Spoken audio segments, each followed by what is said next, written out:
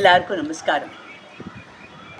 நம்ம எல்லாம் ஆசையாக கூப்பிடுற புதுப்பெரியவாளை பற்றி இன்றைக்கி கொஞ்சம் சிந்திக்க போகிறோம். ஒரு தடவை அவரை தரிசனம் பண்ணுறதுக்கு ஒரு அரசியல்வாதி அவர் தன்னோட ஜாதிக்காக ரொம்ப குரல் கொடுத்து போராட்டம்லாம் பண்ணுறவர், ரொம்ப தீவிரமாக அதெல்லாம் கலந்துக்கிறவர். அவர் தரிசனத்துக்கு வந்திருக்கார். அப்போ பெரியவா சொன்னாலாம், ஒரு சின்ன விஷயம் உனக்கு சொல்கிறேன்.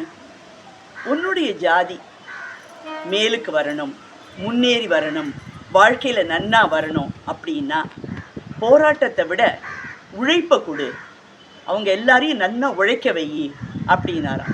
திடீர்னு இவர் இப்படி சொன்னது ஃபஸ்ட்டு அவருக்கு இவர் என்ன சொல்ல வர்றார் அப்படிங்கிறது விளங்கலை.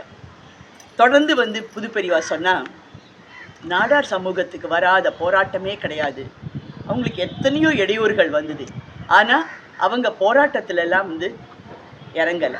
அவங்க உழைப்பை நம்பினாங்க, கஷ்டப்பட்டு உழைச்சாங்க. உழைக்க உழைக்க அவங்களுடைய சமூகம் நல்லா மேலுக்கு மேலுக்கு மேலுக்கு வந்தது. ஸோ உழைப்பில் கவனம் செலுத்தினா நம்ம வாழ்க்கை முன்னேறும், நம்மளுடைய கூட நம்மளுடைய சமுதாயமும் முன்னேறும் அப்படின்னு எடுத்து சொன்னது தான் அதனுடைய உண்மையான அர்த்தம் அவருக்கு புரிஞ்சுது. நம்ம ஜென்ரலாக கூட கேட்டிருக்கோம் இல்லையா, செய்யும் தொழிலே தெய்வம் அப்படின்னுட்டு. ஆக நாம் எந்த ஒரு துறையில் இருந்தாலும் சரி, அதில் எப்படி பரிமளிக்கலாம், அதனால நமக்கு எப்படி உபயோகம், அதனால மற்றவங்களுக்கு எப்படி உபயோகம் ஆகலாம், இன்னும் என்ன இப்போ இது வரைக்கும் என்ன அதில் இருக்குது சிறப்பாக, அதை விட நம்ம இன்னும் அடுத்தபடிக்கு என்ன கொண்டு போகலாம், இப்படி நம்ம யோசிக்க ஆரம்பித்து இப்படி நம்ம பாசிட்டிவாக திங்க் பண்ணோம்னாக்க அது உண்மையான வளர்ச்சி, அது உண்மையான மேன்மை. அது நமக்கும் பயன்படும், நாட்டுக்கும் பயன்படும்.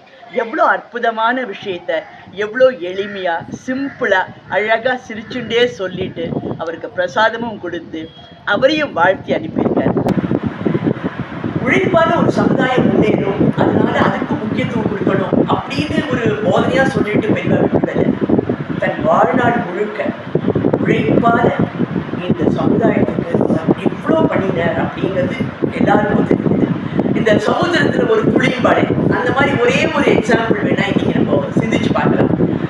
1980 அப்போ மகாபெரிவா சதாராவில் கேம்பில் இருந்தப்போ நார்த்தில் எல்லாம் கொஞ்சம் தர்ம பிரச்சாரம் நிறைய பண்ணணும் அப்படின்ட்டு, ப்ளஸ் நம்ம வடத்துக்கும் கொஞ்சம் நிதி இருந்ததுன்னா சில சத்காரியங்களுக்கு உபயோகமாக இருக்கும் அப்படின்னு சொல்லிட்டு நம்ம புதுப்பெரிவாளை மகாபெரிவா குஜராத் மாநிலம் முழுக்க பிரயாணம் பண்ண சொன்னாங்க.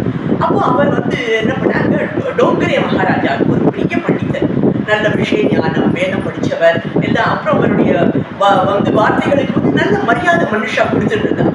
அவரை கூட வச்சுட்டு நிறைய சதஸ் பண்ணினார்.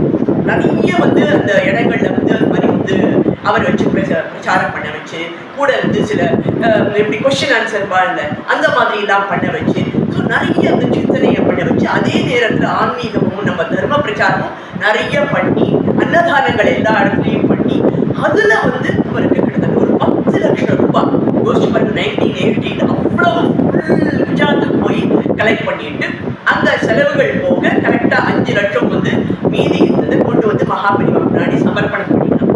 அதை வச்சுதான் இந்த வடக்கு சிதம்பரம் அப்படின்னு சொல்லிட்டு அங்கே ஒரு கோவில் கட்டியிருக்கா. அந்த ஆரம்பமே இந்த தொகையை வச்சு. ஆக இது ஒரு சின்ன துளிதான். இப்படி பல வருஷம் கடைசி மூச்சு வரைக்கும் நம்ம தர்மம் நல்லா செழிச்சு வளரணும், எல்லாரும் நல்லா முன்னேறி சௌக்கியமா இருக்கணுங்கிறதுக்காக உழைப்பை பிரதானமாக கொண்டவர் தான் நம்ம புதுப்பெரியவா. அவரை பத்தி மேலும் பல விஷயங்களை தொடர்ந்து நம்ம சிந்திக்கலாமா? ஜெய் ஜெய் சங்கர், ஹர ஹர சங்கர்.